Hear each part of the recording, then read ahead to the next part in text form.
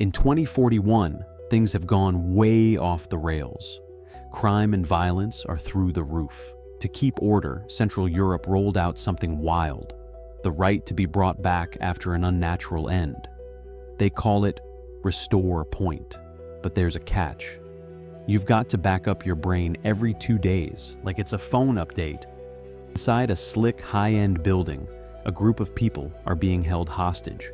Detective Emma shows up, but she doesn't find anything. Emma radios her team for answers, but all they've got is a mysterious lead from someone named Florence. Not much help. Then, bang! A gunshot rings out. A hostage is down. Emma storms in, ignoring her team's warnings. She bursts into the room and finds bodies on the floor while the criminal makes a run for it. Emma asks about his restore point, but the guy thinks restore points shouldn't exist. The chase ends up on the roof. The man looks at her and leaps off. She rushes to the edge. His body lies still on the ground below. No restore point, no comeback. Later, Emma is home, trying to relax by playing the piano. She begins chatting with her husband. They laugh, but the mood shifts, and then he suddenly vanishes. Turns out Emma wasn't really talking to her husband. She was watching an old video call. After shutting it off, she straps on her headset to back up her brain data, then heads to work. While driving, the radio blasts the news. A group called River of Life has been behind all the recent attacks, and they're against the restore point tech. The CEO now wants to push the institute into private hands. Things are getting messy. At the station, Emma faces the captain, furious she lost the criminal.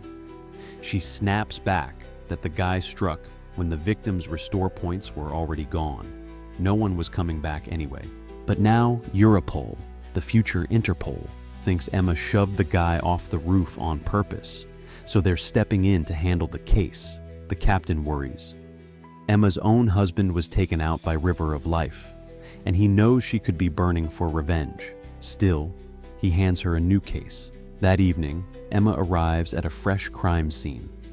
A couple has been unalived, and this isn't just anyone. It's David, the creator of Restore Point, and his wife, Christina. Their bodies have already been moved for restoration, so the police use holograms to replay the scene. Emma isn't having it. She tells them to cut the holograms when she spots a necklace lying in the pool of blood. By checking the body positions and their wounds, she figures out something chilling. The murderer seemed to care for the wife, but absolutely hated the husband. The first shock. The victims had insurance, but no valid restore points. That's like paying for cloud storage and forgetting to upload a single file. The next day, the CEO, Rohan, holds a press conference. He gives his condolences, but quickly shifts gears, blaming River of Life for the attack and pushing privatization of the institute. Translation: he's not too worried about what this means for poor folks. After the conference, Rohan tells Emma she can use all the institute's resources to catch the criminal. Sounds helpful. Except he dodges every question and leaves her with his assistant, Petra. Emma gets the grand tour, where she watches a kid brought back after a car accident. Then she sees two parents crying because their daughter didn't back up in time. Petra explains this is why David wanted real-time backups. Emma asks why David himself didn't have a valid backup. Petra drops the bomb. His files were hacked and deleted. As for Christina, she never cared for the tech and hadn't backed up for 4 months. Petra begs Emma to keep this quiet. Later, digging into files, Emma finds a link to a man named Victor, once tied to River of Life, but freed due to lack of proof. Even better, photos show him at attacks, wearing the same necklace Emma found at the scene. Bingo. Emma calls the station, gets a warrant, and heads to her car. But surprise, waiting for her is David, very much alive. Restored, but from a 6-month-old backup, which means his memory is full of holes and the side effects will soon catch up. David doesn't want the cops. He wants Emma to help him retrieve something from home. He warns Rohan won't let her solve this, since it risks his privatization plan. Emma shoves him into the car and drives off. They track Victor to his house. Emma leaves David locked in the car, but he overhears officers saying Victor is Christina's killer. Panicked, David breaks free and rushes inside. Meanwhile, Emma confronts Victor. He surrenders quickly, holding a strange device, saying he'll talk if promised a fair trial. Emma spots a gun on the table and grabs it. Victor rambles about Christina, saying she wasn't afraid of death. That's when David barges in. Victor is stunned to see him alive. He claims he tried to save Christina, but was too late, accusing David of being the real problem. Then he lunges at David, but Emma pulls him off. In the chaos, Victor breaks loose, and David fires, hitting his shoulder. Still, Victor manages to escape, jumping off the balcony and running into the forest. Emma chases after him, firing into the air to stop him. No luck. She slips and falls into a swampy puddle, struggling against tangled plants. At the last moment, David shows up and drags her out. They hear cops closing in, and David tells Emma he'll explain everything if she meets him down the road in an hour. Then he vanishes into the night. Soon, Europol swarms the area, and Agent Mansfield notices Emma's car has been tampered with. He tells her she's in the clear, but adds that next time, maybe just shoot Victor.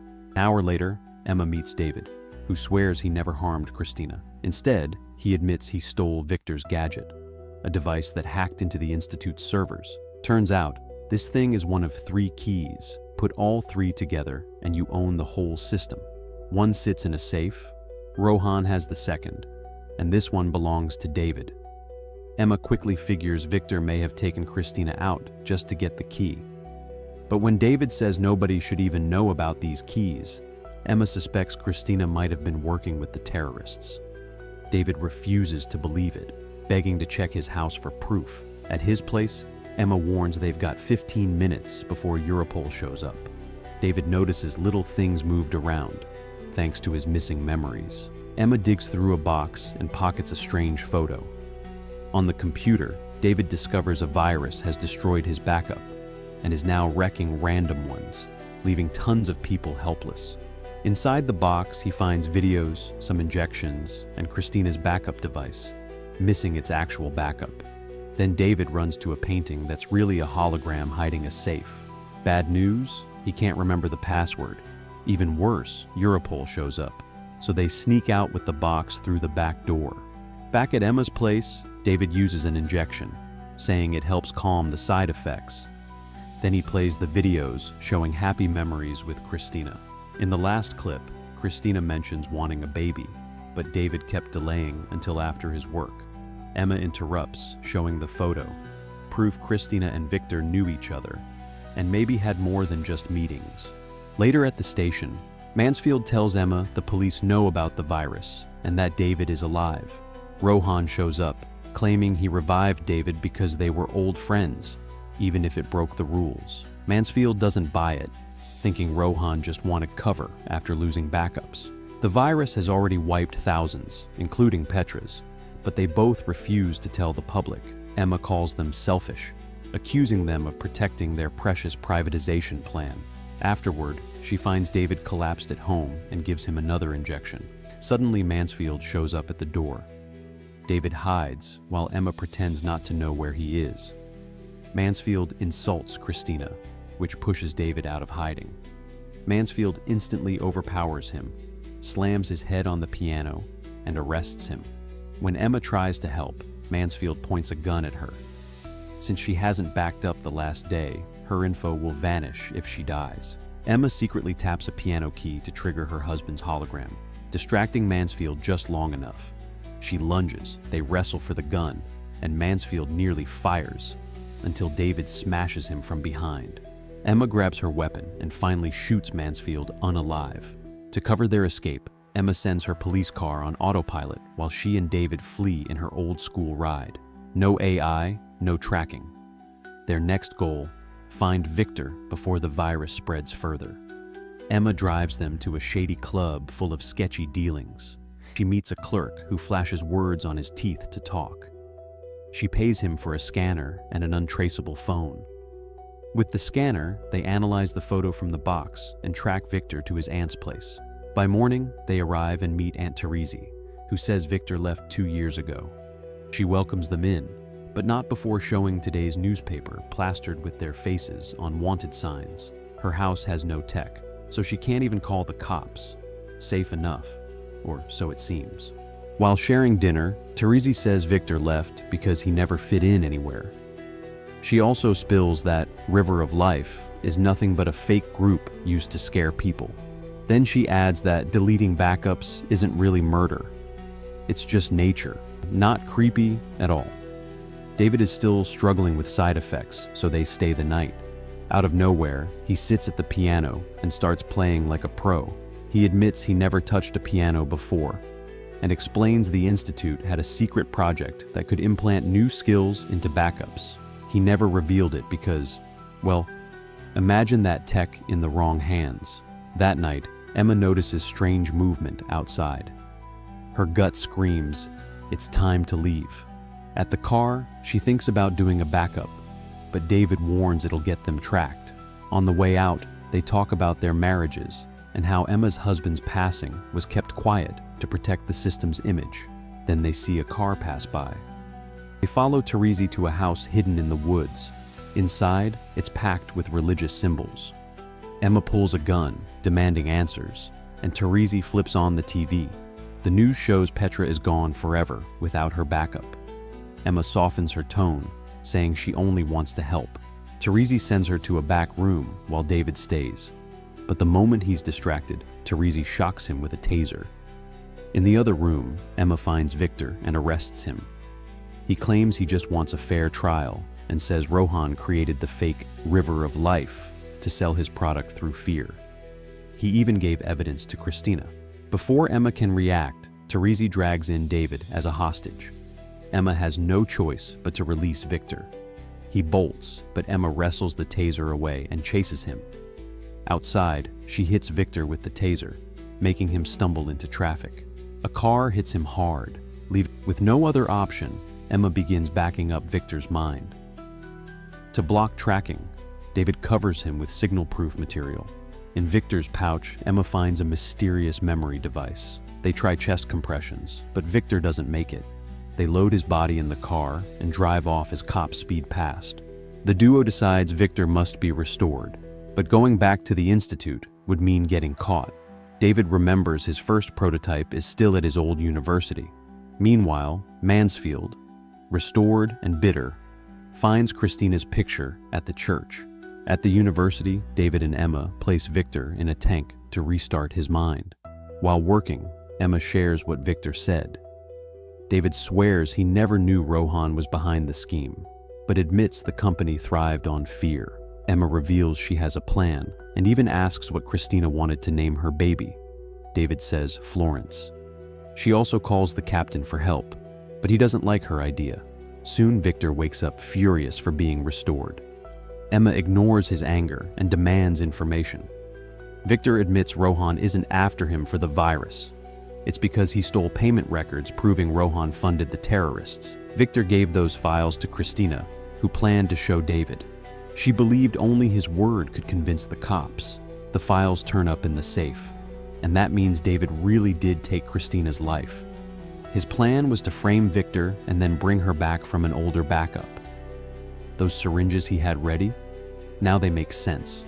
When Victor found out what happened, he sent out the virus to wipe her backup, knowing she never wanted to be restored. David loses it and swings at Victor, but Emma pulls him off. She digs into her bag and realizes the disc she found earlier is Christina's stolen backup. Just as things click, Mansfield shows up. Surprise! He's been working for Rohan all along. He snatches Emma's gun and shoots Victor right there. Emma, trying to calm things down, hands over the safe password.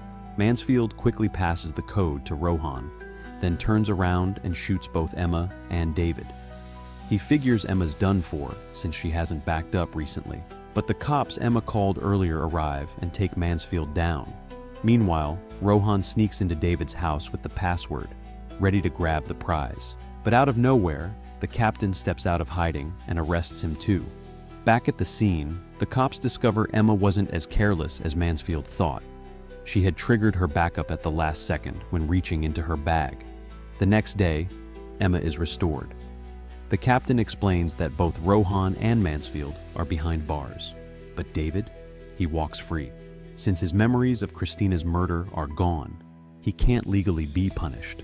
Turns out he was also the one who tipped the cops under the name Florence. Maybe he really did believe he was saving lives. Meanwhile, Teresi takes legal action against the Institute for restoring Victor without permission. Later, after Christina's funeral, Emma gives David his wife's backup, so he'll never forget the life he ruined. Finally, she goes home, sits at the piano, and plays. This time with no recording. She's ready to move on.